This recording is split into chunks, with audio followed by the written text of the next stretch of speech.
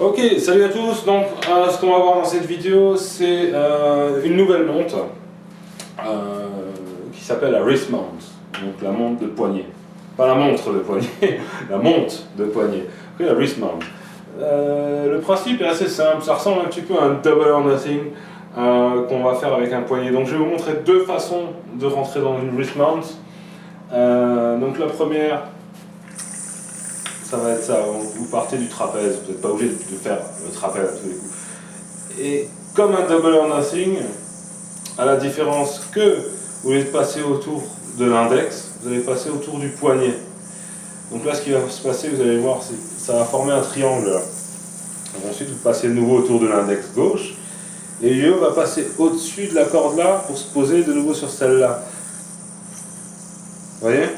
Et quand vous lâchez l'index gauche, vous avez une wrist mount. Pour en sortir, là vous avez un espèce de triangle, vous passez la main dedans et vous popez l'IE par là. Là vous êtes sorti de la wrist mount. Donc je vais vous montrer encore, et je vais vous montrer rapidement une autre façon de rentrer dedans après qui est assez sympa. Il y a plusieurs façons de rentrer dans la wrist mount, donc là je vous en montre deux. Donc, autour du poignet, autour de l'index, il va passer au-dessus de la corde là pour se poser sur celle qui est derrière. Ok? Pour sortir, on met la main là-dedans et on pousse et on tire et on est nouveau en slipper. La deuxième façon qui est vraiment sympa, donc parlez du trapèze, vous descendez le trapèze et vous pincez. Donc là c'est important de ne pas avoir de tension. Donc là vous prenez la main, vous allez faire le mouvement circulaire là, ça va créer une boucle. D'accord? Avec le mouvement, on recule un peu. La boucle, vous la passez derrière,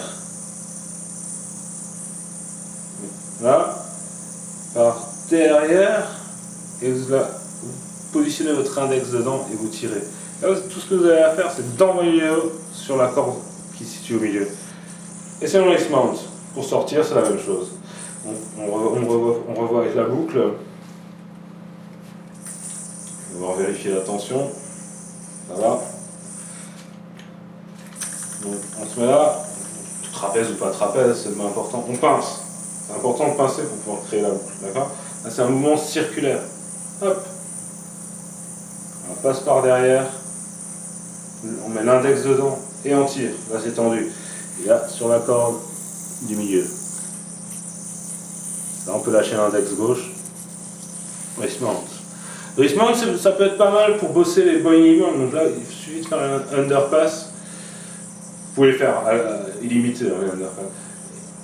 Avec la main droite, on peut s'entraîner là. Moi, je suis parti un peu de travers. On va reprendre.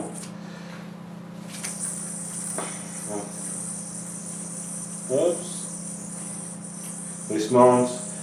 Boing boing. Certaines personnes pensent que c'est plus facile de s'entraîner au boing boing dans la wrist mount. Personnellement, je trouve pas, mais il y a beaucoup de personnes qui sont venues chez moi qui m'ont dit écoute, ça m'a beaucoup aidé de faire un wrist mount.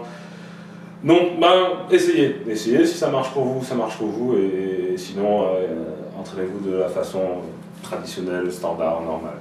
Ok, donc, à plus dans la prochaine vidéo, et voilà, entraînez-vous, travaillez dur, et vous y arriverez. Ciao!